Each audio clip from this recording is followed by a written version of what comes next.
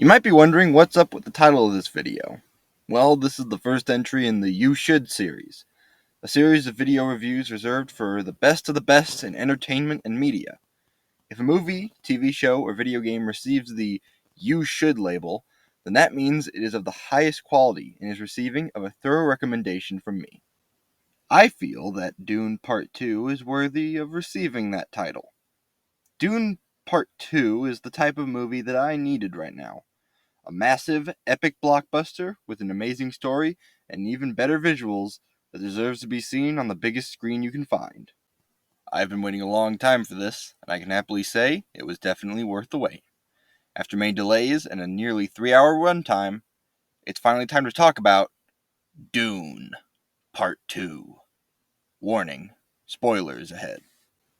The story of Dune Part 2 picks up shortly after the first, and follows Paul Atreides, who, along with having the most normal name out of anyone in this movie, is also the last surviving member of his family, along with his mother, after the Harkonnen betrayed and murdered the rest of his family lineage.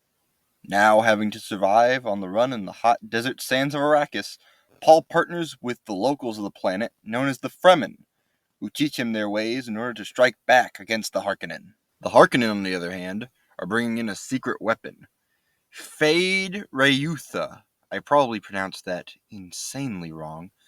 A ruthless gladiator played by Austin Butler.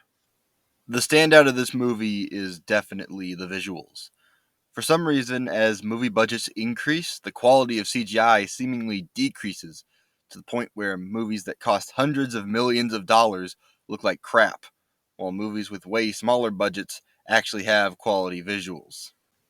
Dune Part 2 cost around $200 million, and it looks absolutely breathtaking, especially on an IMAX screen. For comparison, Ant-Man and the Wasp: Quantumania and The Marvels cost around $30 million to make, and look infinitely worse.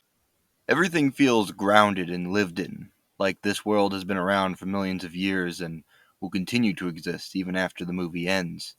In other words, the visuals of this movie are timeless, which is not something you can say for a lot of blockbuster movies. The sound design is impeccable and adds weight to the world and the action scenes. The music is also a massive step up from the previous movie. While the first movie's soundtrack was a mix of minimalist and loud, bombastic shrieking, this movie's soundtrack, on the other hand, provides a very relaxing main course of melodies, but isn't afraid to get a bit more rowdy when the action kicks in. Speaking of which, the action scenes in this movie, though few and far between, are expertly choreographed and filmed.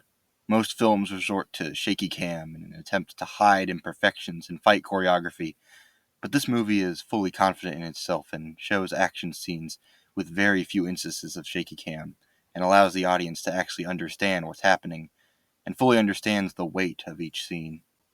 The acting is fantastic and is a true utilization of the talent that the film has, which is also something a lot of movies get wrong nowadays. One part of the movie that everyone seems to agree to be the worst aspect of it is the ending. Dune Part 2 wraps up the story of the first Dune book, that of 6, which might seem a bit disappointing to some viewers, considering the movie ends on a cliffhanger. Cliffhangers leave people asking a lot of questions. What happens next?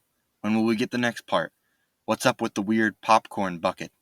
And I feel these questions are valid criticisms of this film, especially considering Warner Brothers' reputation with canceling projects at random. I still don't understand why Coyote vs. Acme got scrapped. Seriously, screw you, Warner Brothers. But for me, this is one small issue that doesn't take away from the rest of this fantastic movie.